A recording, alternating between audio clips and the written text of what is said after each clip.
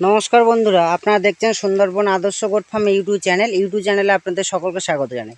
তো good morning বন্ধুরা, আশা করি সকলে সুস্থ আছেন, ভালো আছেন। তো অনেক দিন ধরে অনেক বন্ধুই আমাকে বলছিলেন, দাদা আপনার ঘাসের খ্যাতের ভিডিও দেন বা অনেক দিন ভিডিও দিচ্ছেন না কেন। তো তাদের উদ্দেশ্যে আজকের আমি এই ভিডিওটি তৈরি করছি বা বানাচ্ছি। তো পুরো ভিডিওটি দেখবেন।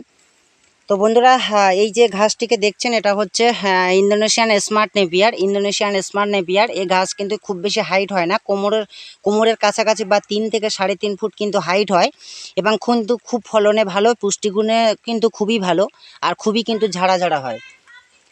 তো এই যে ঘাসটিকে দেখছেন এটা হচ্ছে ইন্দোনেশিয়ান স্মার্ট নেপিয়ার। তো আজকের কিন্তু আমার এই ঘাসের খাতে কিন্তু সেচ দেওয়া হচ্ছে বা জল দেওয়া হচ্ছে। এখন কিন্তু প্রচণ্ড খরার সময়। তো এই খরার সময় যদি ঠিকমতো যদি সেচ ব্যবস্থা না থাকে বা বেশি পরিমাণে জল যদি না দেওয়া যায়, তাহলে কিন্তু কখনোই এই ঘাস কিন্তু দ্রুত বাড়বে না বা বৃদ্ধি হবে না। এবং এই খরার সময় কিন্তু অনেক পাতলা যদি জল দেন বা অনেক দিন পর পর যদি জল দেন, তাহলে কিন্তু ফলন ভালো পাবেন না। তো আমি চেষ্টা করে নিয়মিত জল দেওয়ার জন্য। ও তাতে কিন্তু গাছের গ্রোথ বা চেহারা কিন্তু যথেষ্ট ভালো। এই ঘাসগুলি কিন্তু আমি কিন্তু কেটেছি 10 থেকে 12 দিন আগে, তারপরে কিন্তু এই কিন্তু জলে সেচ দেওয়া হচ্ছে আজকের। তো দেখুন এই ঘাসগুলি কিন্তু কতটা ঝাড়া ঝাড়া হয়েছে বা ভালো হয়েছে। এগুলো হচ্ছে ইন্দোনেশিয়ান স্মার্ট নেপিয়ার। তো কিছু কাঠিনের জন্য কিছু গাছ রাখা হয়েছে, সেগুলো একটু বড় সাইজের। দেখুন কতটা ঝাড়া এবং কতটা কিন্তু ও খুব সুন্দর চেহারা, এবং একটা একটা গাছ থেকে কিন্তু 20টা 25টা করে কিন্তু গাছ বেরোচ্ছে বা ভালো ফলন দেয়। আর অনেকেই প্রশ্ন করেন, দাদা আপনার ঘাসে সেচ দেওয়ার সময় কি সার প্রয়োগ করেন। তো আমি যে ছাগলের যে পায়খানা বা নাদি, সেটা কিন্তু ব্যবহার করি। তো এবার কিন্তু সেই নাদি কিন্তু রেডি করা হয়নি বা তৈরি করা হয়নি, সেজন্য কিন্তু সেই নাদি কিন্তু দিইনি। এতে কিন্তু হালকা করে আমি কিন্তু ইউরিয়া প্রয়োগ করেছি, ইউরিয়া। তো ইউরিয়া ছাড়া কিন্তু তেমন কিছু কিন্তু ব্যবহার করি না, বা যত খরচ কম করতে পারবেন ততই কিন্তু ভালো। তো আমি কিন্তু হালকা করে ইউরিয়া ব্যবহার করেছি, করে কিন্তু এই জল দিচ্ছে এখন ঘাসে।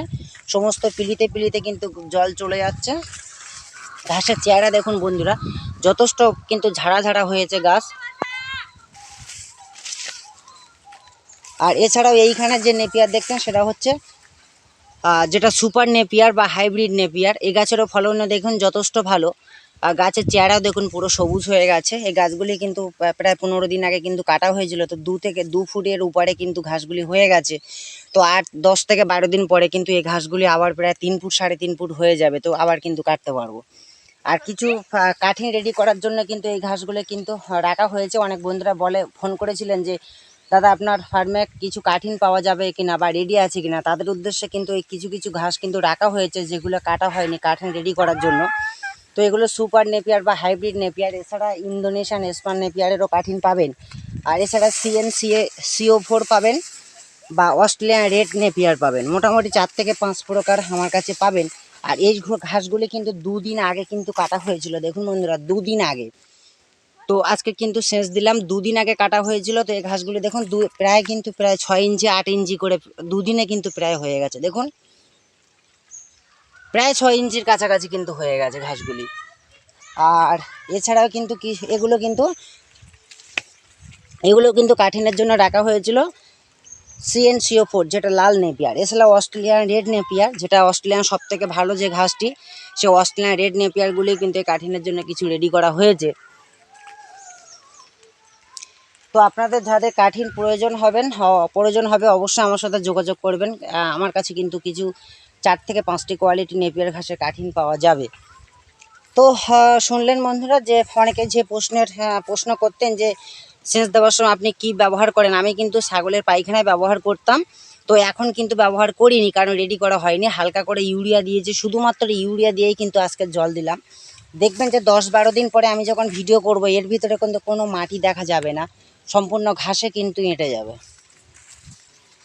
তো যারা ছাগল পালনের সাথে যুক্ত বা ছাগল পালন করতে চান, তাদের উদ্দেশ্য বলবো, আপনারা শুধুমাত্র গেজিং করিয়ে মাঠে কিন্তু ছাগল পালন করতে পারবেন না। অবশ্যই আপনার বাড়িতে কিন্তু নেপিয়ার ঘাস চাষ করা প্রয়োজন, কারণ নেপিয়ার ছাড়া এই বড় জাতের ছাগল কখনোই পালন করা সম্ভব না। ওদের মাঠে চড়ে কিন্তু ওদের পেট ভরে কিন্তু সেভাবে খাওয়া সম্ভব নয়।